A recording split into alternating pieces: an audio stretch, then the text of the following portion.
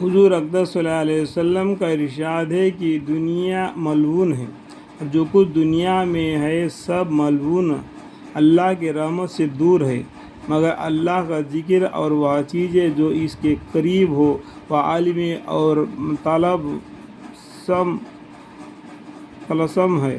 اس کے قریب ہونے سے مراد ذکر کے قریب ہونا بھی ہو سکتا ہے۔ اس صورت میں وہ چیزیں مراد ہوں گی جو اللہ کا ذکر معین و مددگار ہو، جن میں کھانا پینا بھی مقدر ضرورت داخل ہے، اور زندگی کے اسباب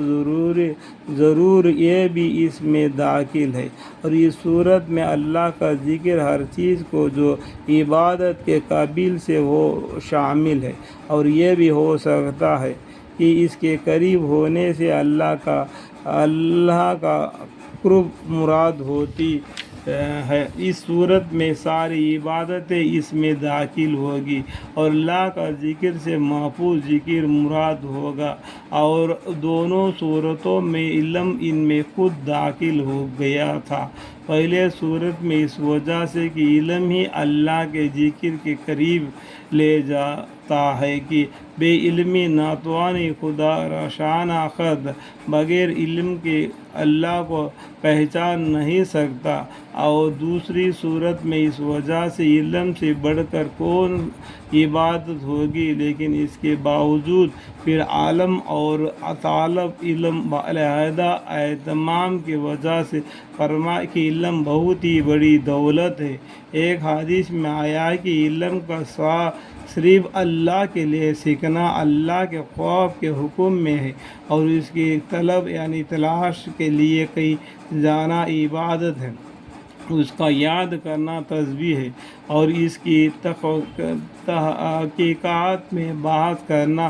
جہاد ہے، اور اس کا پڑھنا صدقہ ہے، اور اس کا اہل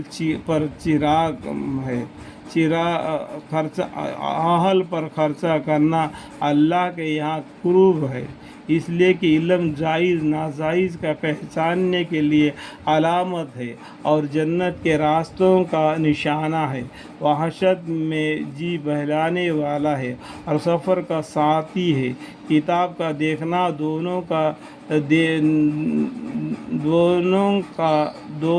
کام دیتا ہے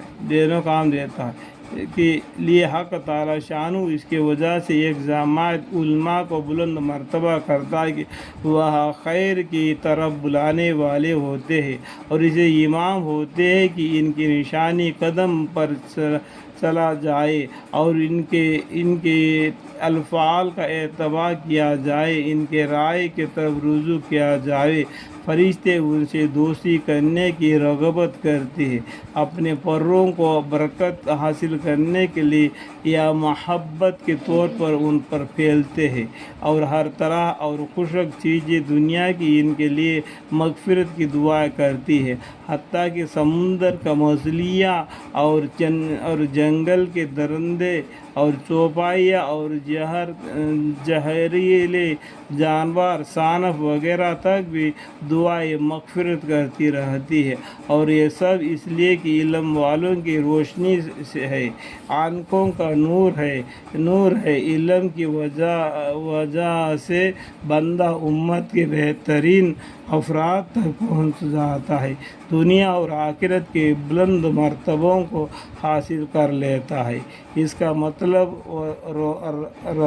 رازون کے برابر ہے، اس کا یاد کرنا تہجد کے برابر ہے، اسے روشن جوڑ جاتی ہے، اور اسے حلال و حرام پہچانا جاتی ہے، وہ عمل کا امام ہے، اور اس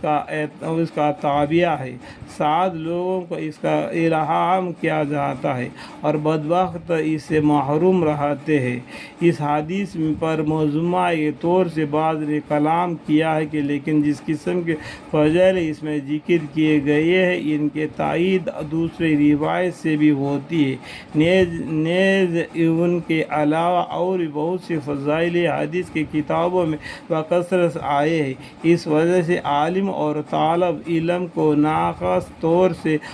حدیث بالا में ذکر فرمائے۔ حافظ بن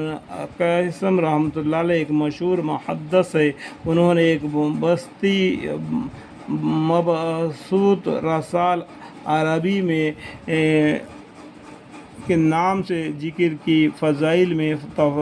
تصنیہ کیا ہے کہ جس میں وہ فرماتے ہیں کہ ذکر میں 100 سے بھی زیادہ فائدے ہیں، اور ان میں سے نمبر دار 79 فائدے انہوں نے ذکر فرمایا ہے، جن کے مختصر اس جگہ ترتیب اور نقل کیا جاتا ہے، اور چونکہ بہت سے فائدے ان میں ایسے ہیں جو کئی فائدے حاصل میں اس کے لحاظ سے 100 سے زیادہ کو مشتمل ہے، یعنی علم سیکھنے سے یہ سب کچھ معلوم ہو جاتی ہے، مگر علم کا وہ اندھا بن جاتا ہے، وہ کچھ کو معلوم نہیں پڑتا کہ دنیا کیا ہے، دین کیا ہے۔ اللہم اغفر